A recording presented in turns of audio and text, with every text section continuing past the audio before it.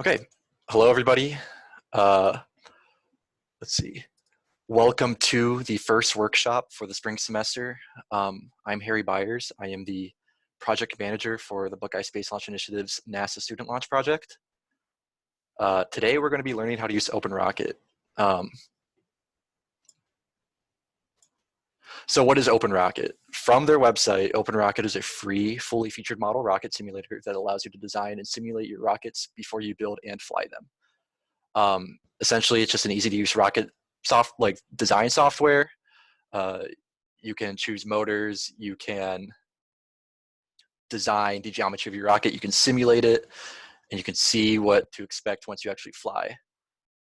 Why do we use OpenRocket? For one, it's free. Similar software provided by Apogee Rocketry, RockSim, it costs over $120 per user.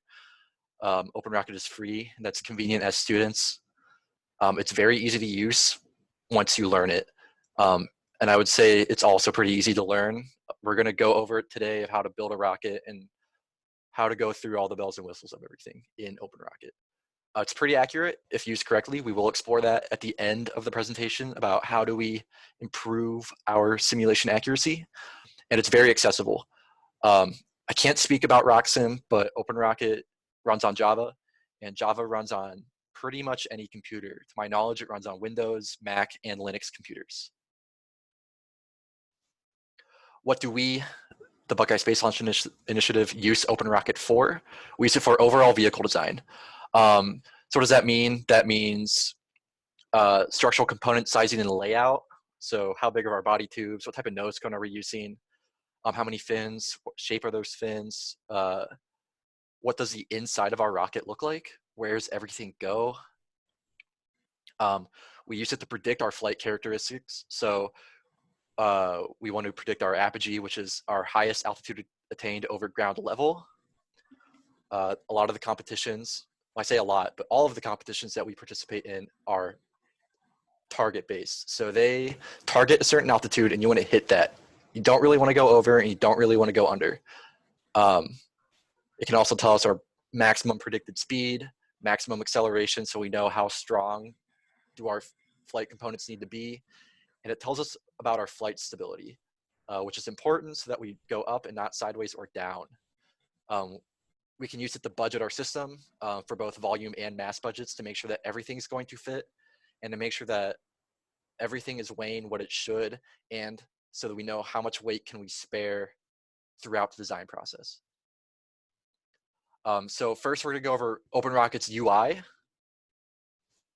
So as you see here, we have an OpenRocket window. This is the window that you should see right when you open OpenRocket.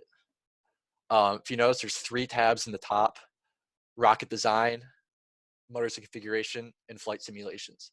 Rocket design handles everything pertaining to the design of your rocket, hence the name rocket design. Here you can see the model tree. So as we start to add components in a little bit, this will be populated with the different components of our rocket. This is where we add components. So this is how we select nose cones, body tubes, fins, you name it, for our rocket. And then down here will be a visual representation of our system. This window here on the bottom will be visible throughout all 3 tabs. The motor configuration tab is useful for picking out our flight motor and our motor mount. You can also change the recovery system here and the stages here, but I prefer to do that in this window. And then the simulation window, where we can set up a simulation and run a flight sim. And again, going over the rocket design UI, we have the model tree, component picker, and the design visualization.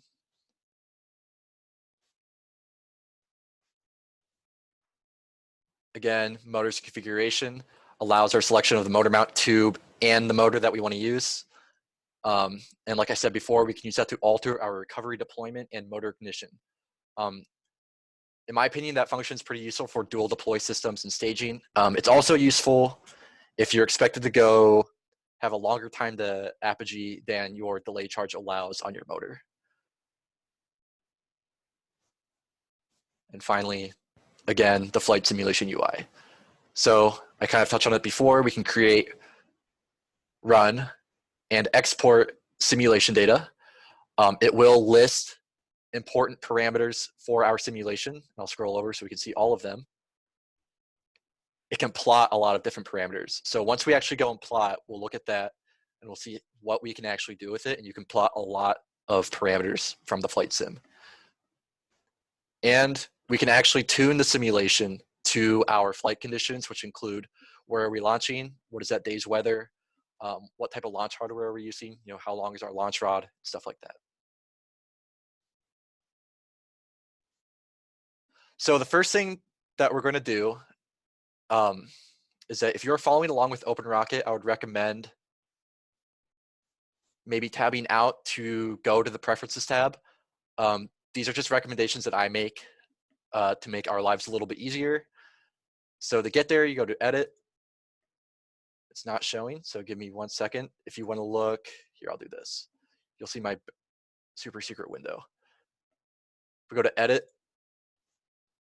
go to Preferences. I'm going to drag this over here, and we'll go back to the workshop. Let me make it a little bit bigger. I don't know if that helps. This is the system settings for OpenRocket. So here we can change a lot of things. We can change things about our design, simulation, launch site, units, materials. We can add materials, new materials, and graphics. The only thing that we're going to change is the units. What I recommend doing is, because we tend to use inches and pounds to measure things, go ahead and click default imperial with a couple of exceptions. So for mass, I would recommend changing that to pounds. And for motor dimensions, I would recommend changing that to millimeters. Everything else you can keep the same, unless you have a preference. But for this presentation, we're going to be going through with these units. Go ahead and close that to apply them. And notice here it says inches. That still says ounces, but we're just going to roll with it.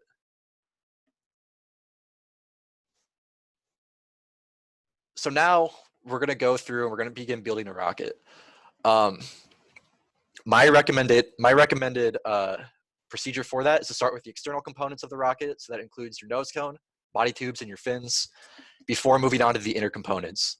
The reason for doing that is it's easier to see how all this needs to fit in once you have all of this set up. So we're going to get started with that. And the first things first is we're going to start top to bottom. We're going to start with the nose cone. So all you need to do is click the nose cone button, and it opens up a little window. So see down here where it pops open a nose cone, right? And here is where we parameterize our nose cone. So if you look at the PowerPoint slide, I have a couple of parameters already there. So we're looking for an ogive shape number 1. And if you read this little blurb here, it tells us that the shape parameter value 1 produces a tangent ogive, which has a smooth transition to the body tube. Values less than 1 produces secant ogives. So this kit uses an ogive nose cone with a shape parameter of 1. So that's what we're going to go with. And then there's parameters for the length, diameter, and wall thickness. So we're going to go ahead and just enter that in. I'm going to unclick automatic before I do this, just so that the numbers don't jump around while I'm not ready for them to do that. So for the length, we're going to do 12 inches, 0.75. Okay, see, 12.75 inches. Base diameter, we're going to do 4. And then wall thickness, we're going to do 1/8. And in case you're slow at math like I am, I also put in the decimal there, so 0.125. We're going to go over the material now. We're going to skip that little shoulder step for now. If you click component material, we can choose what we want. We're going to go with polystyrene. And then for the component finish, we're going to assume that we're pretty good at sanding and painting, and we're going to have smooth paint. Now we're going to go to the shoulder. The shoulder is the part of the nose cone that connects to the body tubes. And if you see, I have the dimensions there as well. So we're going to go 3 3/4 inches for the length. Or yes, for the length. Sorry, I have it backwards. For the diameter, we're going to go 3.875. And for the thickness, we're going to go, again, 1/8, 0.125. We can also choose to make it end capped. And if you buy the kit, it will be end capped. There we go. So now we're done with the nose cone. And you see that now that we added the shoulder, our visual representation updated. So let's talk a little bit about the nose cone. We use the tangent ogive nose cone. We're going to look in a little bit after we build our model. We're going to look at the NASA rocket from this year, and you're going to notice that they use a different nose cone. From my understanding, you're going to choose a nose cone based on the needs of what your mission's doing. So the nose cone that the NASA rocket uses is better for faster flights than what we're using for this rocket, even though that rocket doesn't go nearly as fast. And we'll talk about that in a little bit. We're going to add a body tube now. So it says body tube. We're going to click that. It should automatically add it there. And notice in the model tree, it adds it below the nose cone within the sustainer. Same as before, we have parameters of length, outer diameter, inner diameter, and thickness. So we're going to do body tube length is going to be 34 inches. The outer diameter is going to stay 4. The inner diameter, we're going to change it a little bit to, oh, I almost forgot, unclick automatic. And notice my outer diameter changed. That's the one thing about OpenRocket is if you forget to click something, other things will change. 3.875 and wall thickness 0.0625.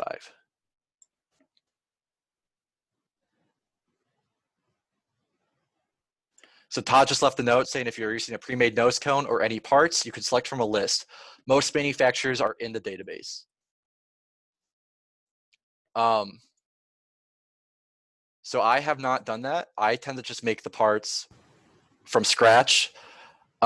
Your model will probably be more accurate if you actually use the database parts. So if the option is there, I would recommend doing that. But for now, let's just use the parameterized parts that we're making.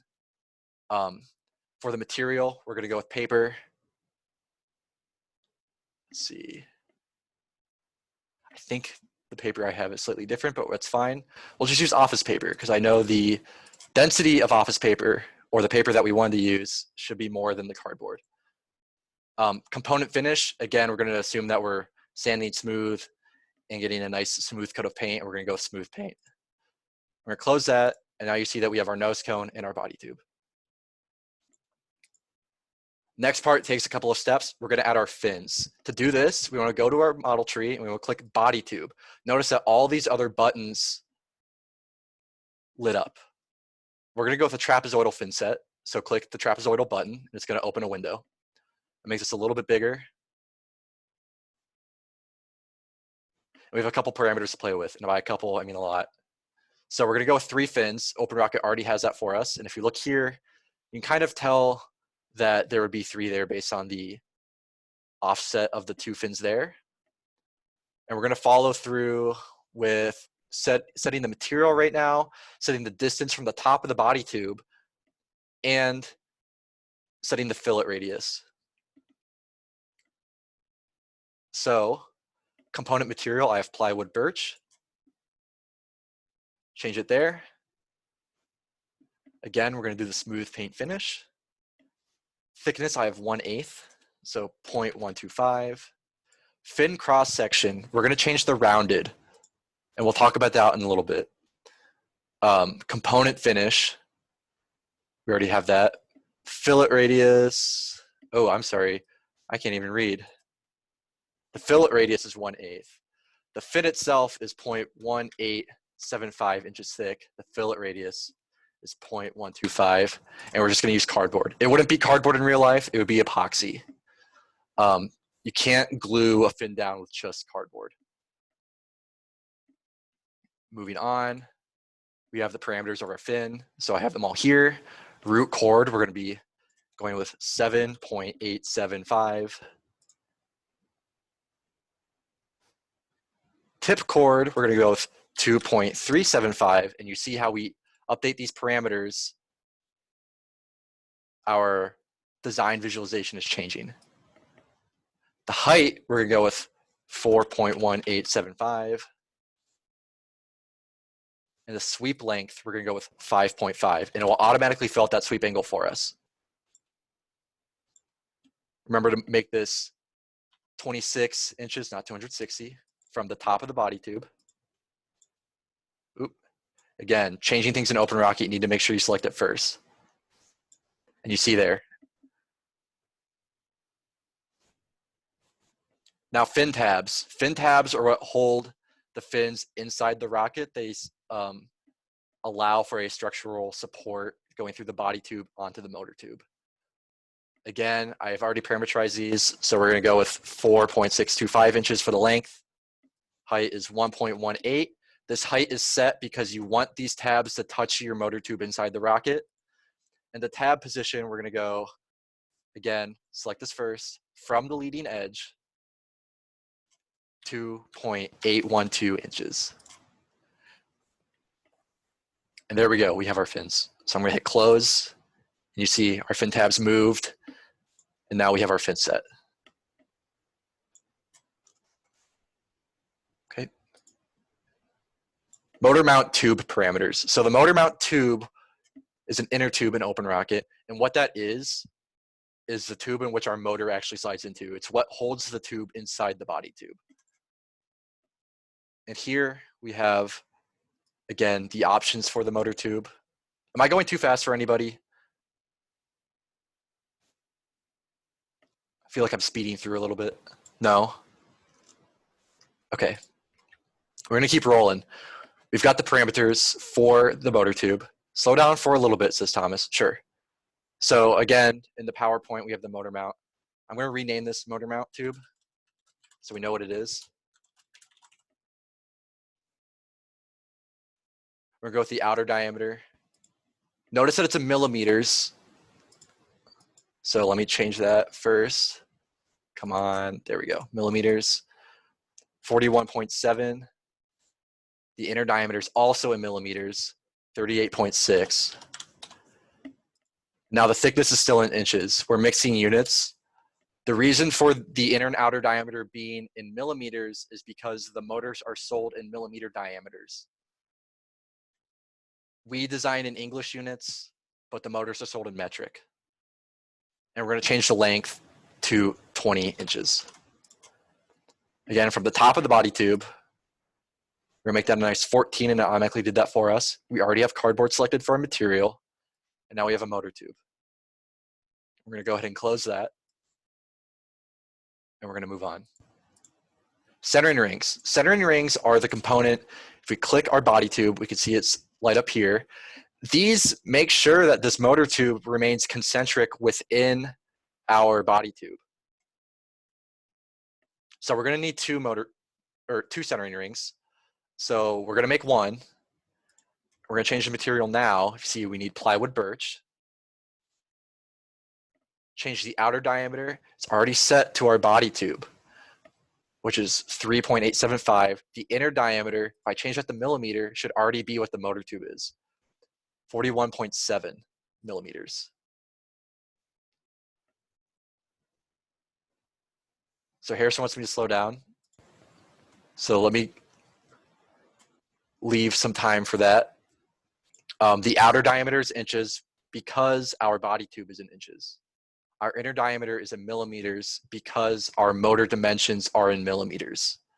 I know it's annoying to combine units, but it's really just nature of the beast and the way these things are. For thickness, we're gonna go with 0.1875 inches. Now position, we have two centering rings. So the first ring, we wanna be from the top of the parent component, which is our body tube. We want that to be a little bit behind the front of the motor mount tube. The reason for that being is when you go and you put these centering rings in your rocket, you wanna make sure you can get a nice epoxy fillet around to really solidify the connection of the centering ring to the motor mount tube. We're gonna go ahead and enter that as 14.18 0.75. In real life, you might even want to go bigger, more of a 1/4 inch or a 1/2 inch, just to really make sure that you have enough space to do that. But for OpenRocket right now, this will be fine for what we're doing. Go ahead and close that. And now we're going to copy and paste the centering ring. So what you're going to do is select the centering ring just by clicking on it, hit Control-C, and then hit Control-V, and you're going to make another one. Notice that they're in the same spot. Luke asks, what was the inner diameter? The inner diameter is in millimeters. And if you look at the PowerPoint below the centering ring configuration, it also says that the inner diameter is 41.7 millimeters.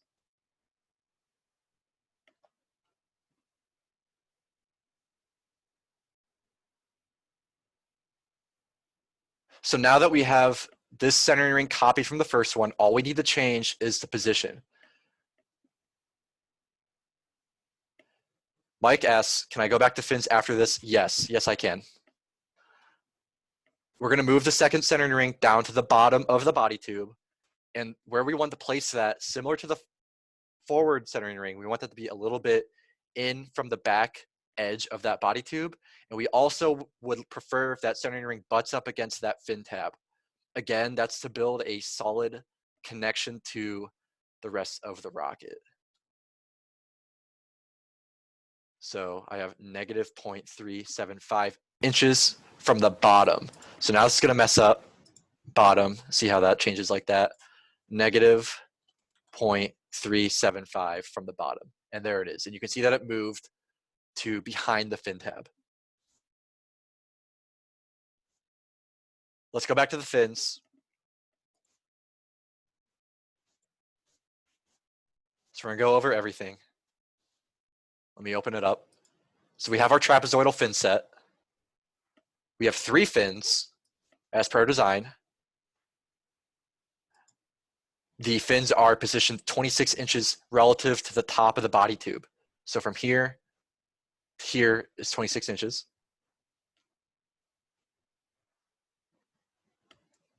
The fillet radius is 1/8 of an inch. And the fin cross section is rounded. And we're going with 0.1875 inches thick. I guess this is a good time, since we're going back, to talk about why we round the fins. Once we start simulating and add a motor, you're going to see these parameters update. I'll talk about this more specifically once we get there, but apogee will start to change. Rounded really just streamlines the fin to what we can do on a sander pretty easily by ourselves. And it's just better than the default square wood fin. Let's go to the other dimensions. The shape now, root chord, 7.875 inches. You can see that here. Going down to tip chord, 2.375 inches. Going to here. The height is 4.1875 from the body of the rocket up to the top. And the sweep length, 5.5 inches, which is this distance here. And then one more dimension, we have the fin tabs. Again, for that structural component, we have the length from here to here is 4.625. The tab height is 1.18, which is enough to get to the motor tube. And the tab position is 2.182 inches from the back of the leading edge of the root, which is this point. Luke asks, what was the parameter for distance for the centering ring closest to the bottom of the rocket? So let's go ahead and open that one up. Notice that it's selected when we actually click it. Double click, open it up. Relative to the bottom of the parent component, which is the body tube, we're at minus 0.375 inches. And again, that's to really butt up against the bottom of those fin tabs and to also give us a nice rim in the bottom of the body tube for adding epoxy. Now that we have those, we're gonna add a parachute for our recovery system. So again, select body tube, scroll down, and we see parachutes. Go ahead and click that. Notice it's just here That's fine. I'm going to name this parachute. It's already there. And from our parameter list in the PowerPoint, we have our diameter, which is 18 inches. Our drag coefficient. So OpenRocket defaults to 0.8.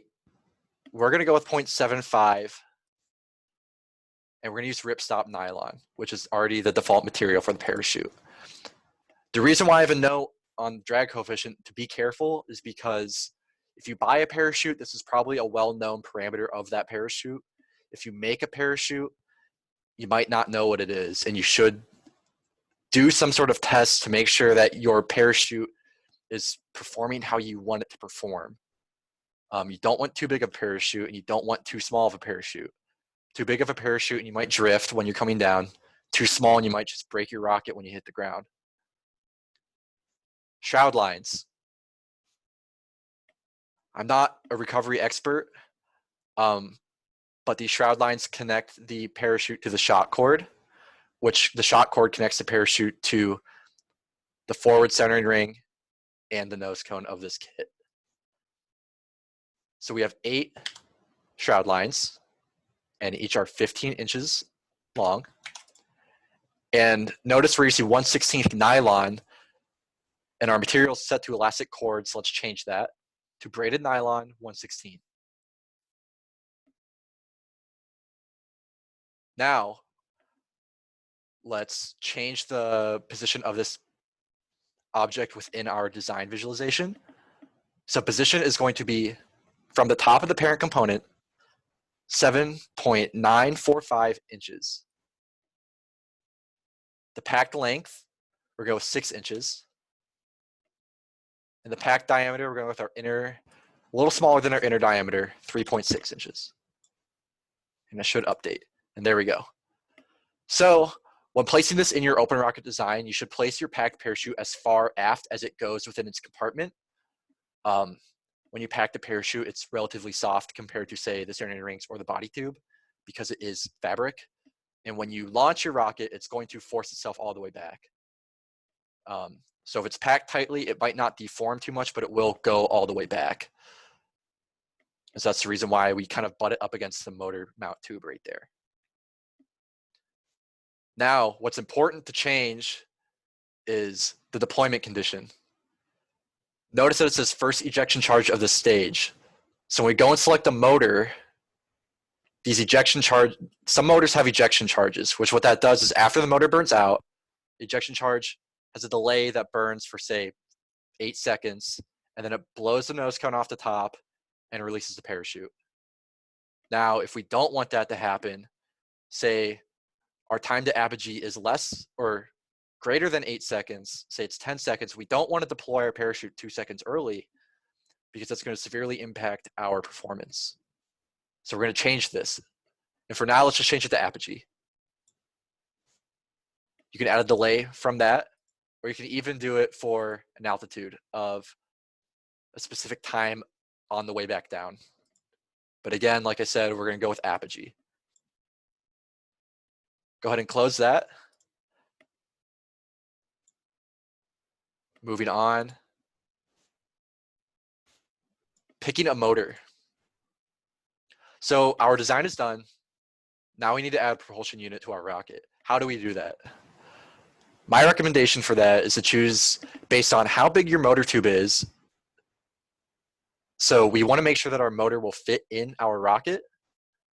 We want to make sure that the motor has enough total impulse to get us up to altitude. And we want to make sure it has enough thrust to even lift our rocket off the ground, depending on how heavy it is. And we also want to look at stability requirements. And once we choose a motor and start simulating, we'll start talking about stability. For this case, I just chose a random motor. You can see it there. So what we're going to do is select our motor mount. So go ahead and click our motor mount tube that we named. And now we have this window. We need to make a new configuration for our motor. So go ahead and click that. And you see this little line pop up. Click the right-hand side and click select motor. A window will pop up. Let me resize so we can see all of it. There we go. I'm going to clear all and select all. So OpenRocket has a huge built-in database of motors that you can use. Like Todd was saying before with the pre-purchased parts, motors are pretty similar. Unless you're making your own motor or you see some other type of propulsion unit, you're probably going to be using a COTS motor, and a lot of them are listed here. If not, there's a way to import a thrust curve, but we're not going to go over that today. We're just going to go over choosing a motor from here. So I'm going to clear all. The brand that we tend to use is Aerotech. The reason why we use that is because it fits our motor casings that we have. And to clarify, the motor tube is the structural component on the rocket that holds the motor. The motor casing is the pressure vessel in which the motor is held. And the motor casing goes within the motor tube. So for example, you see here, although this is in inches, but we have 38.7 millimeters by 500 millimeters. And here we have the diameter in inches. This is the size of the motor casing that we're using. So let's go ahead and select Aerotech. We're going to limit our impulse.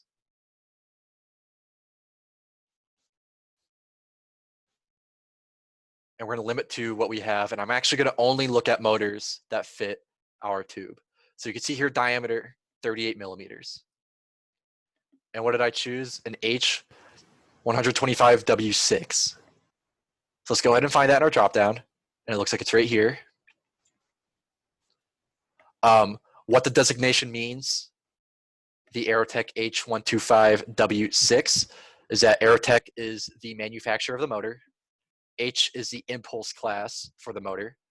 You can kind of see total impulse here. You can kind of see where it really depends on what you're using, it seems like, but H is going to be around, let's see, for what it says here, let's just go with above 180. But again, the higher the impulse, the further down the alphabet your impulse class is going to be. The second number is going to be our average thrust in newtons. The letter at the end is going to be the type of fuel that we're using. I believe W is white lightning, so that will give us a white flame. And then as we select that, we're going to say, okay. You see up here, ejection delay charge is 6. When we hit okay, our motor is -6.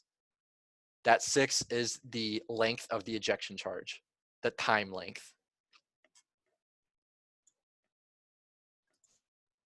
So now that we have our rocket design and our motor picked out, we're going to go ahead and simulate. So let's go to the flight simulation tab, and simulation 1 is probably already there. If not, go ahead and click new simulation. And I'll do that. I'll walk us through it. Now you might be seeing something a little bit different. So I have a default launch site set. I'm going to change this to 0, 0, 0. As far as inches go, we're going to go 72. So 6-foot rail, just to give something different. Everything else is default. We'll go ahead and click simulate and plot. So I'm going to close this out. We're going to see that our simulation ran and that these fields populated with values. I'm going to click off that so we can see it a little more clearly. But we're looking at velocity off the rod at 62.5 feet per second. Apogee is 2,939 feet above ground level. And notice that it's different than this down here at 200 or 2,996 feet. Maximum velocity is also slightly different. Same with maximum acceleration. I believe this setting down here uses your default launch site, whereas you can specify for each individual simulation what launch site you want to launch from. So note the importance of why we change the recovery condition for our parachute. The delay charge on our motor is 6 seconds. Our time to apogee is 12 seconds. For this motor, we would blow our rocket's top off well before we got to apogee. And I can actually go back and change that so we can see what that would do. So note down here, 2,900 versus ejection charge, 2,800. So maybe it wasn't that bad. Maybe we're going slow enough for those last 6 seconds that it doesn't matter too much. But for anything in general, I would just use Apogee for a dual deploy system. When you're choosing your motor, if you find that you're going 12 seconds to Apogee, you might want to choose a motor with a longer delay. You can see our total flight time. So now we're going to run our simulation, and we're going to go ahead and plot it. Well, actually, before we plot it, let's change the launch site parameter to the EEE Mid-Ohio field. So we're going to open this up. That's not what I wanted. I want to edit the simulation. There we go. So now we have our launch site, latitude, longitude, and altitude. How do we get this? I'm going to go ahead and change windows. This is the EEE Mid-Ohio website. This is the EEE Rocketry Association chapter that we launched with. Todd is the prefect there. And we want to know where the launch site is. So we're going to go to the map to the site. And the URLs for all of these will be at the end of the presentation. For now, I'll go slow so that we can copy those down if you wish to do so. And from this page, we're going to take the address. So Control-C, I'm copying. Now we're going to go up here to a website that can plug in an address, and it can give us a latitude and longitude. Timed out. Give me 1 second. Let's go back. Find it again. Bot detected. Man, that's not fun. Anyway, let's keep moving on.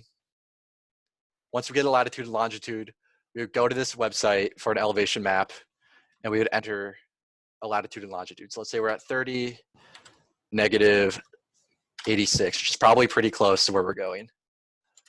Todd recommends Google Earth.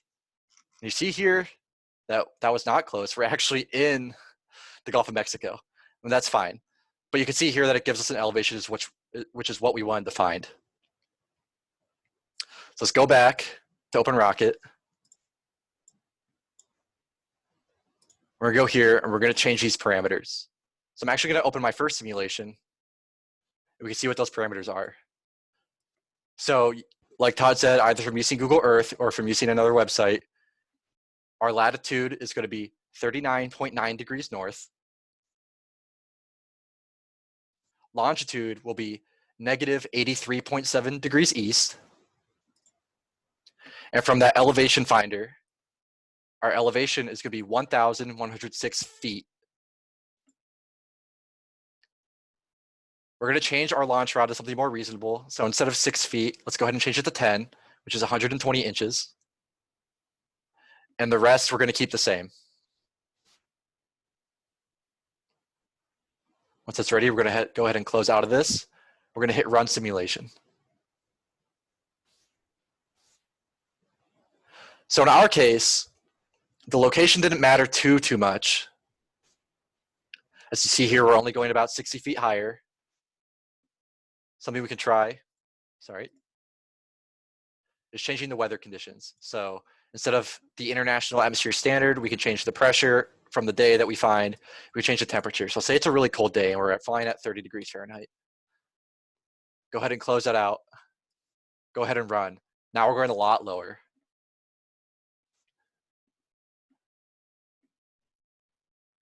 Right, so you can see that weather is going to affect your flight, and you can see that the launch site will have some degree of effectiveness to your flight. So what's really going to be changing with your launch site is the altitude, the ground elevation. If you start at 0, if you start at 3,000 feet, even at that cold distance, maybe it doesn't change there, but I would keep it realistically close to what you're actually launching at. That's good practice, just to make sure that your simulation is best representing what's actually going to be happening in reality. Go ahead and change that back to the 1,100 feet. Close it, run the simulation. Now let's plot it. So we're going to go ahead and hit Plot Export. Here's the window that pops up. Just our trajectory. OpenRocket already wants to do that for us. We can do altitude, vertical velocity, and acceleration. If we go here and drop down, you can see lots of parameters that we can plot. everything from how our simulation is doing to atmospheric pressure, air temperature, things from different moments acting on our rocket, stability margins, and our positions along the Earth's surface. It's useful for when you're trying to find other things than just how high am I going, that you can come back and take the data from the simulation.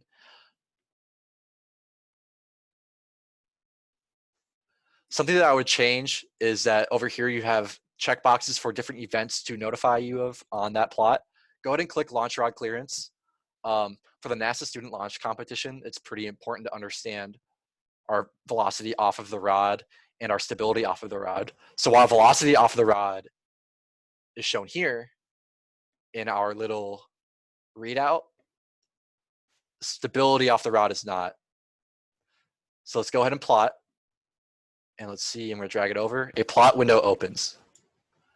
So this is the default plot for OpenRocket, with the red line being altitude, blue is vertical velocity, and green is vertical acceleration with the units over here on the side.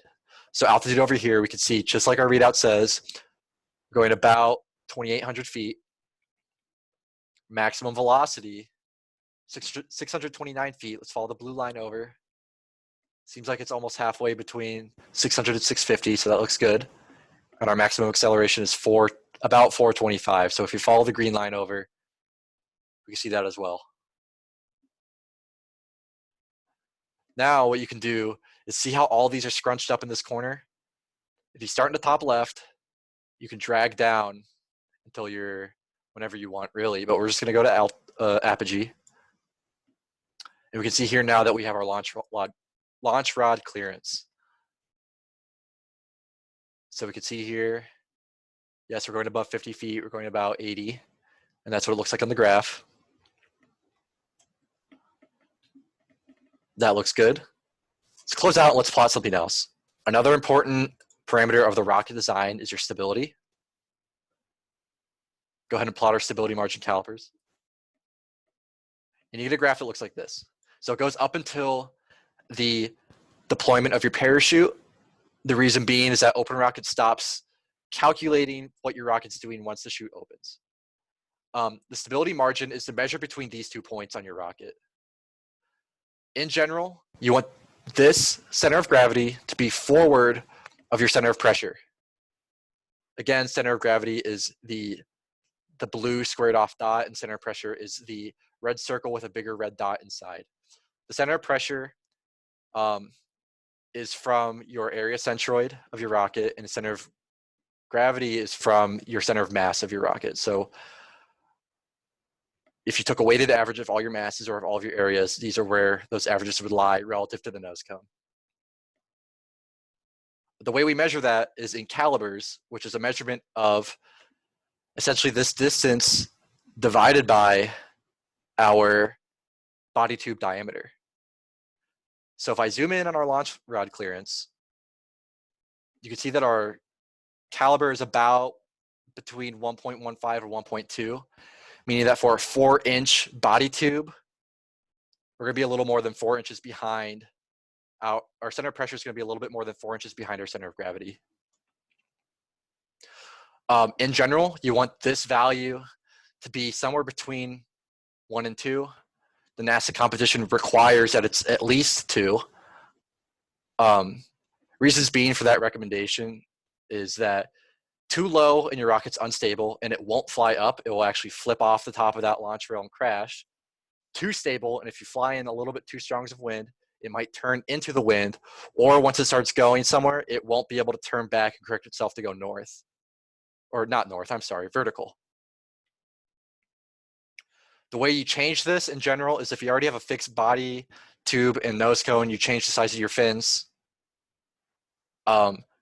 To change your center of gravity, you change the weight of your components. So if you already have a rocket built that's adding weight to the nose cone or somewhere else in your rocket, depending on where you want this center of gravity to go. Let's go ahead and close this. What happens if we rerun the simulation? We already have the simulation set. Everything is set. What happens if we rerun it? Run it a couple times. See that the numbers change. In part, this is probably due to how OpenRocket models the atmosphere and models wind. If you need to simulate your rocket, I'd recommend, similar to how we did the centering rings, Control-C, Control-V. You can copy-paste simulations, and you can run all of them at once. And then you can get kind of a spread of where you should probably be going. Now let's talk about the accuracy of OpenRocket. So I'm gonna go ahead and go to the PowerPoint. Can we trust OpenRocket simulation? So is this okay? Will we actually reach 2,800 feet or 2,900 feet? I think a good example is this year's NASA SLI design. Before we look at that, we're gonna look at our planned and actual weights and planned simulated and actual apogees. So with using OpenRocket, we planned our weight to be 34.8 pounds. And once we actually assembled the rocket, loaded the motors and everything, we were at about 35 pounds. Our target altitude was 5,000 feet. We simulated to about 5,050 for those given conditions. And we actually reached 4,983 feet. And looking at percent error, that's pretty close. I don't think you'd be able to do much better. Perhaps if you really tried to measure stuff, but for the effort that would require, it's probably not worth it. And with planning for the model in OpenRocket, hopefully you'll be able to achieve something like this. So this is actual flight data. The orange line and the blue line, which is underneath the orange line, is from flight computers, whereas that gray line is from OpenRocket simulation. Now you see the deviation that's due to recovery error, but the first portion of the flight is very, very close. And that's the goal when using OpenRocket. So before we move on, let's go ahead and let's open the NASA rocket. Ooh, if I can, I'll actually show you how to open this real quick. So let me drag this over here. So I go to File. I can go to Open Recent. You can open a new file if it's not recent. But I already have this file open. So go ahead and do old design. Go ahead and get rid of my old design. So let me save this rocket. I'm going to save it, and we'll do Phantom. Spelled it wrong, but that's fine. Save it. Okay. And here we have the NASA rocket from this year. Notice my model design tree. It's pretty detailed. I was meticulous this year in planning out every component, even dividing up equipment such as bolts and screws for the recovery system, adding a retainer, just adding everything that's on the rocket to this model. Notice that there's like little blue dumbbells or barbells or whatever weights next to these components. What that signifies is an override. So if we double click, we could see that the component mass down here, it's pretty small, but it's 0.386 pounds, but I overrode it to 1/4 pound. The reason for doing this is once you start building and once you start measuring, you're gonna get a better sense of how heavy your rocket's going to be. And then you can update your model with those more accurate figures, shifting the center of gravity around. And once you actually build the rocket, changing the lengths of these motor tubes, the nose cone size, and the fin size, and shift your center of pressure around. That just leads to a more accurate model. It takes some time, but if you put a little bit of work into it as you build the rocket, it's very well worth it. So let's talk about accuracy. How do we achieve a good accuracy? And what is good? Is good less than 10% error? As you saw in the example for this rocket, we achieved less than 1% error from the actual flight and just over 1% error for the simulated flight. Why is that? Is that good? I would say 1% is pretty good. Are you happy within 10%? And it really depends. So if you're targeting 10,000 feet, 10% error on your apogee is going to be within 1,000 feet. If you're targeting 5,000 feet, 10% within 10% error is within 500 feet. And if that's okay with you, then that's as much work as you need to put into your model. And you're going to see that once you start flying about what that error actually is. To mitigate that error, again, I just recommend to iterate that OpenRocket file. This file has changed numerous times from November until now, April. Keep up with it, keep weighing things, keep it consistent, and keep it current, and you'll be fine. What do we do after OpenRocket? So how does OpenRocket break? Meaning, when we run the simulation, where does it error? Where does it bring up error? So Anu actually is bringing up a very convenient point right now. Is a very common way that the simulation breaks is during supersonic flight. So something to note with the NASA's rocket was that it was completely subsonic. We were probably not even reaching the transonic flight regime at a max speed of Mach 0.6.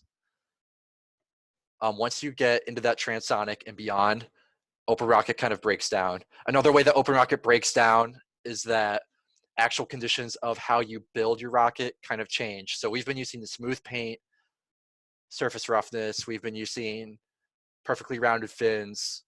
We've been kind of using like ideal cases for these components. But we sand these things down by hand. There's rail buttons on the side of the rocket, which we did not add to our model. There's imperfections in the manufacturing process. So maybe all of the fins aren't equal. Maybe there's some weird perturbations on our surface that are coming out into the stream as we build our rocket. How do we improve that? How do we move beyond the OpenRocket simulation? Something that our spaceport team does is they use computational fluid dynamics to do that. So once you design your rocket and once you're starting to optimize the aerodynamics of that vehicle, you can go into CFD software and try to simulate that to get better approximations for different types of drag.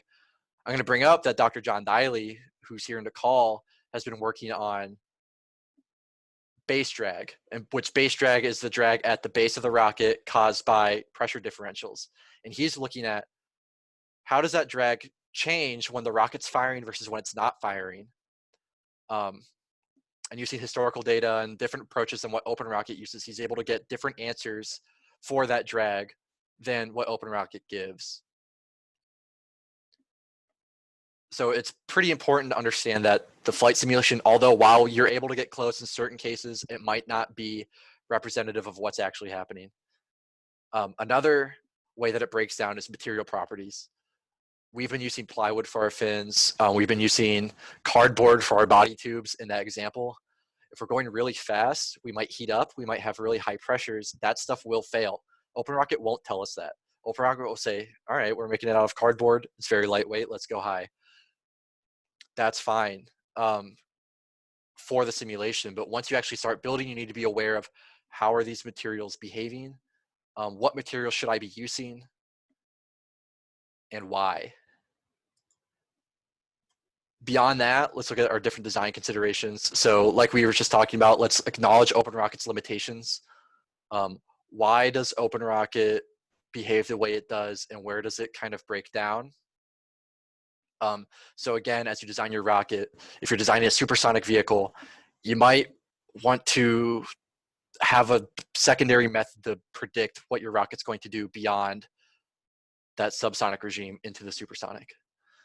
Consider your constraints and requirements. What is your mission trying to achieve? For us, for the NASA rocket, we wanted to achieve 5,000 feet. We wanted to have a certain velocity off our launch rail, and we wanted to have a certain stability factor. So that drives the requirement for those parameters, and then the rest of the rocket flows from there. Consider your manufacturing processes. So nothing's perfect. We might want a body tube to be, say, 32 inches, but it might come out at 33. And after we cut it, it might be too hard to cut that last inch off. So the length of our rocket might change. Or things might be way different than what we predicted. You know, we might have to add a little bit more material to a parachute, so it might be a little bit heavier. Or batteries might be heavier than we thought. Or the motor, maybe for some reason the motor weight didn't come out right, but something is different than the model. Hopefully you can catch some of that, but some of that you might not be able to catch. And it's really a matter of how close can you get and how close do you want to get. Other design considerations, as far as general advice is, there's a lot of resources out there to designing rockets. Todd's in this call, and you've heard me talk about a couple of suggestions from Todd. He's our team mentor.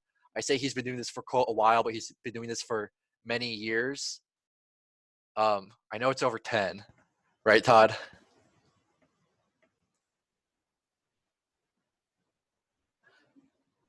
As far as resources go for the club, there's a lot of experienced members on the club. So if you're kind of new to this, new to OpenRocket, I would doubt that anyone would not want you to reach out to them about something. There's a lot of knowledge on the team already. And so for quick questions, or for maybe for more detailed questions, that's a great resource to just ask those around us. And then there's a lot of online resources. There's YouTube videos. I really like the Apogee Rockets guides that they have online for how to do certain things when constructing the rocket. And so again, going into those manufacturing processes and the design considerations for the model itself, and the rocketry forums. A lot of questions that I have, I can do a quick Google search and find that for on the rocketry forums for my question. And there's a lot of knowledge base on there as well. And now I'm going to open it up for questions. The links that are pretty important are there. So there's our own website. There's the EEE Mid-Ohio TRA chapter website. There's a link to get OpenRocket. And then there's those finders that I was going to be using for getting the launch site location. I'm going to go ahead and unmute people. So if you have questions, feel free to talk. And if you do talk, please introduce yourself so that we know who you are. Are there any questions? Hey, Harry, it's Todd. Hey, Todd. The only thing that I would throw in is you did an incredibly good job explaining stuff that I had no idea that you could use in this thing. I tend to utilize a lot of the stuff that's already pre-made in there. For example, the lock kits. So we can open that up. Yeah, that's one of the nice things as opposed to kind of building from scratch, which is an incredibly good knowledge base, especially for program managers and the people actually doing the design work. Yeah. But for people just starting, and especially a lot of the younger students who are doing their level 1 certifications, one of the nice things that they could do is you can go into that database for the nose cone and look up lock precision 3.9. So let me go there, and then correct me if I'm wrong. I go to preset from database. Yes. It opens up a new window. Let me show all compatible. And then let me see, scroll down, see if I can find lock precision. Probably passed it, or an S. There we go. Right here, lock precision. And they have a short and a long, I think. I can't remember for sure. It's been a long time. So this looks like ours right here. So if I go ahead and select that, go ahead and close. I don't think it, you know what, it probably, let me see. I think this is because I'm on the NASA rocket and not on the original design, but yes, okay. So that's one of the tricks that I do, especially learning early. Sure. The only other thing would be is, and I actually looked it up because I was going to share the file for the Lock 438, which is the kit that the level 1 people are using. They do have a preset file for that.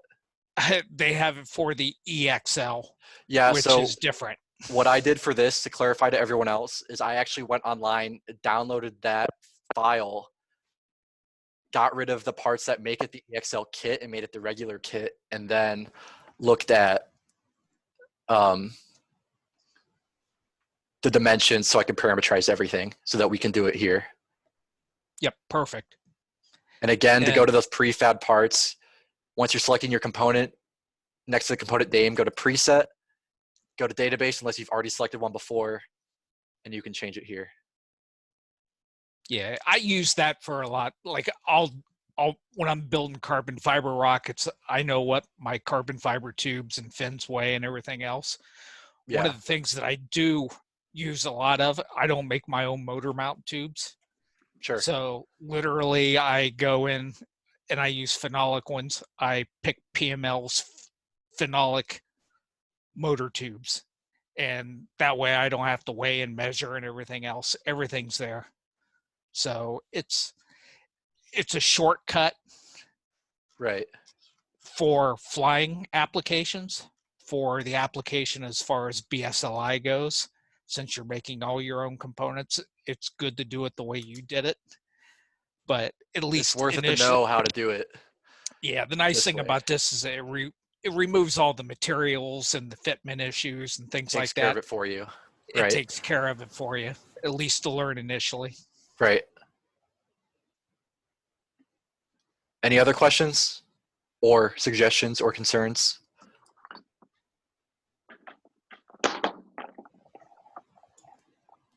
And you did mention the other software. The other software is a company called RockSim. I did. So if I go back to the beginning, that Yep. was one of the things that you're going to see is a lot of the files on the web. Like you can go to different, if you pick a kit, most of the manufacturers include a RockSim file.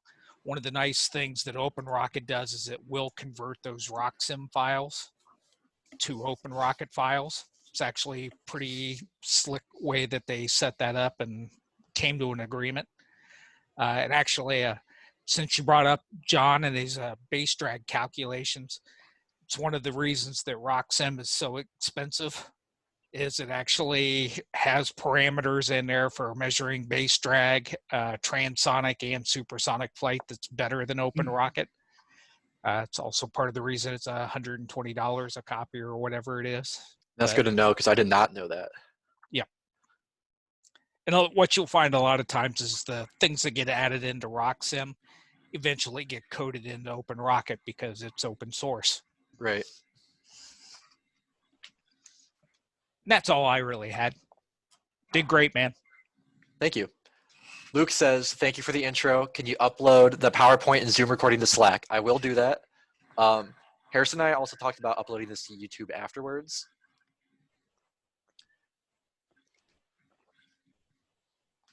Okay. And then any more questions? Are you clapping or is that a question?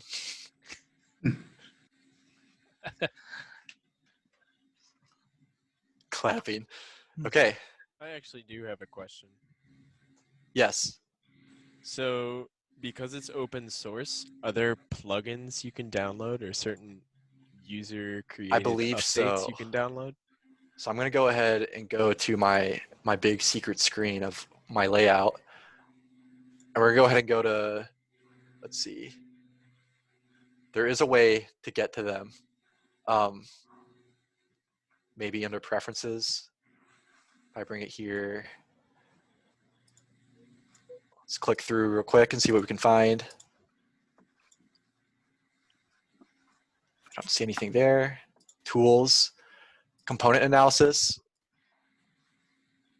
There's a lot of advanced features that I haven't used in OpenRocket, which I did not cover. Such as you can technically optimize components, but I don't have any experience using that beyond the iterative design process, so I kind of avoid that. There are plugins for OpenRocket. There is a way to get to them. I think I'm just missing them. I don't see the option to actually select them. But they are there somewhere, I promise you. If not, you can call me wrong. You can call me out.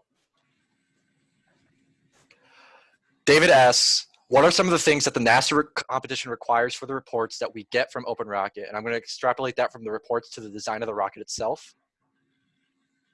And so just looking at our little rocket that we built here, a lot of the information comes from the stability factor, or from the flight simulation, I'm sorry. So go ahead and run all of our simulations. Sometimes it does this, where if you run a lot of simulations at once, it glitches out. A couple of them are from here. So velocity off the rod is one of them, whereas the NASA competition, I believe, requires a minimum of 52 feet per second off of either an 8-foot or 12-foot rod, depending on the size of your rocket.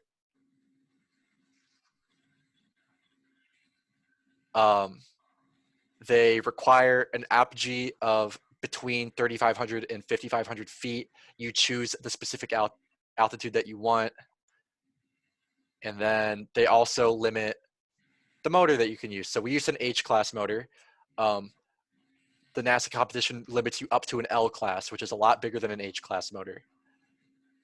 And stuff like that. They require dual deploy, so we only have one parachute, whereas dual deploy uses 2 parachutes and breaks off in multiple sections traditionally.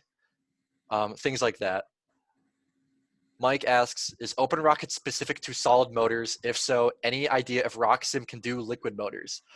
So OpenRocket is built in with the solid motors, but you can import your own motor. So if I actually go to select motor or double click this, I go here. We can show details and see a thrust curve for this motor. This one's not very accurate. It looks like it has about 6 points, which is probably not ideal. But when choosing a motor, depending on what you want, you can look at this thrust curve. But to get back to Mike's question, specifically to liquid rockets, you can create your own engine file with a launch mass and empty mass, burn time, max thrust, average thrust, time history, and total impulse.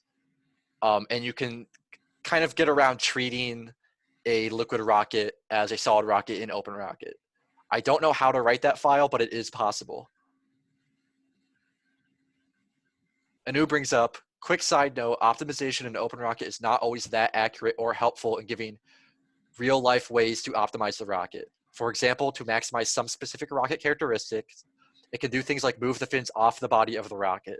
And again, I don't have a lot of experience using that. And with that note, I would say use caution when using that. I'm not going to delve into it because I'm not sure what parameters we can change, maybe to prevent that from happening. But either use prefab parts like Todd was talking about, or just iterate your design manually. Mike again asks, can we also simulate fuel/oxidizer tanks? The way you would do that, I would guess that you would do that by going back to this menu, launch mass and empty mass. If you know the beginning mass of your fuel and oxidizer tanks together, or the whole engine as a whole for this, and the empty mass for the whole engine as a whole, that's what you would use to do that. I want to say that OpenRocket uses a linear model for changing the mass of the motor, but I'm not sure, and you'd have to check the OpenRocket documentation, which is available on their website at the link at the end. And I'll actually go back to that last slide so we can see that link. It's just openrocket.info, but it's useful to have on the video. I don't know if RockSim can do liquid motors. Todd, do you know if that's possible, or if it's similar to how OpenRocket handles it? Had to find the unmute button, sorry. You can use it for a liquid motor. All RockSim really cares about is that data that you've got up on the screen there as far as the simulations go. So the same way. Yep, it's the same way. And Okay. the way you model it is, I believe you can actually model the hardware. That's actually one of the parameters in there someplace. I remember doing that at some point. It's been so long, but it can be done. Okay. Does that answer your question, Mike? Okay, great. Are there any more questions? Hey, Harry, can you hear me? Hey, John, how's it going? Great job. Thank you. Explains a lot. So thanks for doing that. Yeah, no problem. Thank you for tuning in.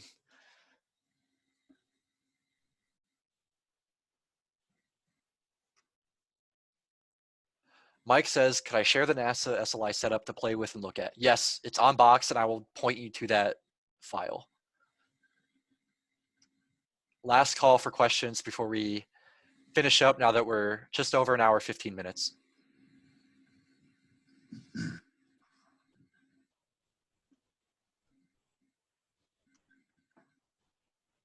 Okay, unless someone types right now, I'm gonna go ahead and call it. I hope this was helpful. This is recorded and it will be uploaded online for us to go back to and look at. Thank you for tuning in. Thank you for being patient with my little presentation. I hope it's helpful, and good luck when designing your rockets. Thank you.